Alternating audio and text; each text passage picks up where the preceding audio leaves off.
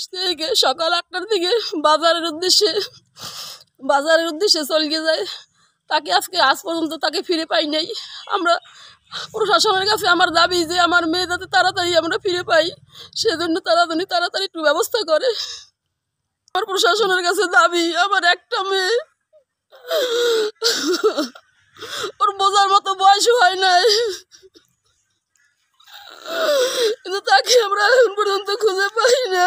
প্রিয় দর্শক, নিপীড়িতের কণ্ঠস্বর ফেসবুক পেজ এবং চন্দ্র মিডিয়া কর্নার ইউটিউব চ্যানেলের পক্ষ থেকে আপনাদেরকে জানাচ্ছি শুভেচ্ছা। প্রিয় দর্শক, আমরা আজকে এসেছি ঝালকাঠি জেলার বিনয়কাঠি ইউনিয়নের বালকদিয়া গ্রামে পরেশচন্দ্র হাওলাদারের বাড়িতে। এই যে পরেশচন্দ্র হাওলাদার, তিনি পেশায় একজন শিক্ষক এবং অসুস্থ ব্যক্তি। তার মেয়ে বৃষ্টি হাওলাদার গত 19 মে রবিবার সকাল 7:30টায় বাড়ির কাছে বালকদিয়া বাজারে যাওয়ার কথা বলে সে বাড়ি থেকে বেরিয়েছে।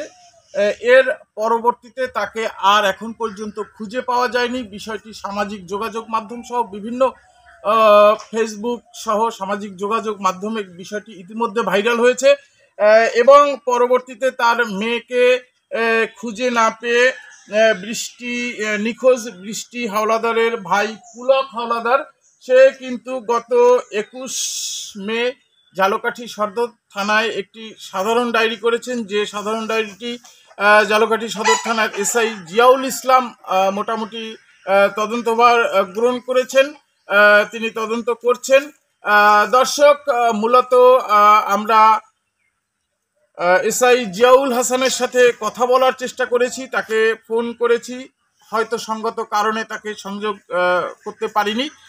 তো ইতিমধ্যে আসলে এই বিষয়টি কিন্তু যে এই পরিবারের লোকেরা তারা কিন্তু যেটা বলতে চাচ্ছেন যে হয়তো কোনো কুচক্রী মহল অথবা কোনো অসামাজিক মহল তাদের মেয়েকে ফুসলিয়ে নিয়ে যেতে পারে, অথবা সে কোনো কুচক্রী এই মহলের খপ্পরে পড়তে পারে। দর্শক, আমরা তাদের কথাগুলো, তাদের অভিযোগগুলো তাদের মুখ থেকেই শুনে আসি। আমার মেয়ে গত 19 তারিখ আনুমানিক 7:30-8টার দিকে বাজারের উদ্দেশ্যে বের হয়। সে অদ্যাবধি আর বাড়ি ফিরে আসে নাই। আমরা অনুমান করতেছি কোনো প্রতারক চক্র তাকে কোনো হয়তো প্রিভিলেজ দেখাইয়া নিয়ে গেছে। আমরা প্রশাসনের কাছে যাই এবং তাদের মাধ্যমে আমরা তারে ফিরে পেতে চাই। আমার বোন গত 19 তারিখে দোকানের উদ্দেশ্যে বের হয়েছে, কিন্তু এখনও বাসায় ফিরে নাই।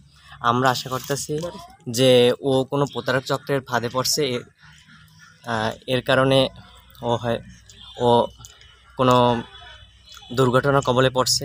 এর কারণে আমরা প্রশাসনের কাছে দাবি জানাই যে ওকে যাতে তাড়াতাড়ি আমরা ফিরে পেতে পারি।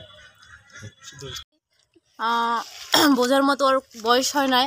তো গত রবিবার সকাল 7:30টার দিকে ঘর থেকে বাজারের উদ্দেশ্যে বের হয়ে গেছে। তারপর থেকে আর তাকে খুঁজে পাওয়া যাচ্ছে না। তো যাতে আমরা তাড়াতাড়ি ফিরে পেতে চাই প্রশাসনের কাছে, সেই দাবি আমাদের।